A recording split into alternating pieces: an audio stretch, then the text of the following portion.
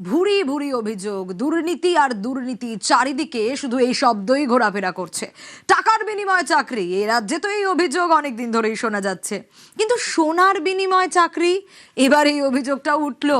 অভিযোগের তীর যার দিকে, তার নাম মদন মিত্র, কামারহাটির তৃণমূল বিধায়ক।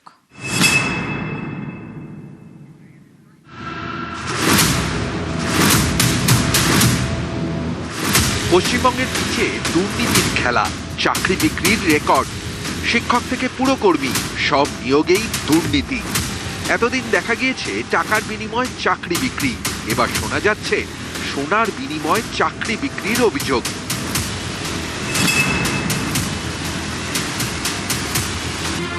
মদন মিত্র, কামারহাটির তৃণমূল বিধায়ক। পুরনিয়োগ দুর্নীতি মামলায় এবার ইডির নজরে মদন। ইডির দাবি, কামারহাটি সহ বেশ কিছু পুরসভায় 100-রও বেশি চাকরি হয়েছে মদন মিত্রের সুপারিশে। এই চাকরির বদলে মদন নিয়েছেন মোটা অঙ্কের টাকা এবং সোনা।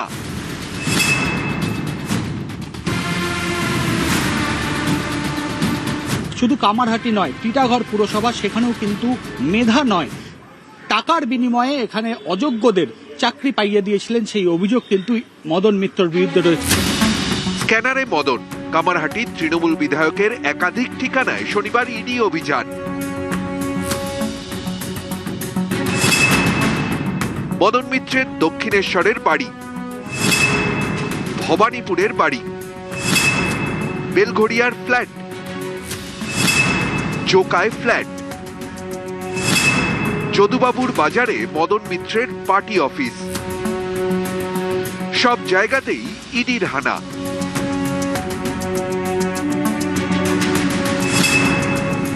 মদন ঘনিষ্ঠদের বাড়িতেও যায় ইডি। বেলেঘাটায় মদন ঘনিষ্ঠ ব্যবসায়ী সঞ্জীব ঘোষের বাড়ি, সন্তোষপুর এবং বেহালায় আরো 2 ব্যবসায়ীর বাড়িতে এদিন তল্লাশি চালায় ইডি। 2023 সালে নিয়োগ দুর্নীতিতে ধৃত বহিষ্কৃত তৃণমূল নেতা অয়নশীলের বাড়িতে তল্লাশি চালিয়ে একটি ডায়েরি উদ্ধার করে ইডি। কেন্দ্রীয় তদন্তকারী সংস্থার দাবি, সেই ডায়েরির একাধিক পাতায় MM লেখা রয়েছে।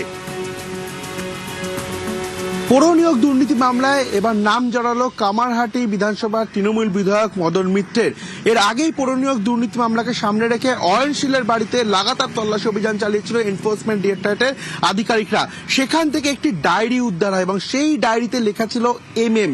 সেক্ষেত্রে এই MM লেখা ডায়েরিতে যোগসূত্র পেয়ে মদন মিত্রর নাম উঠে আসলো ইডির হাতে।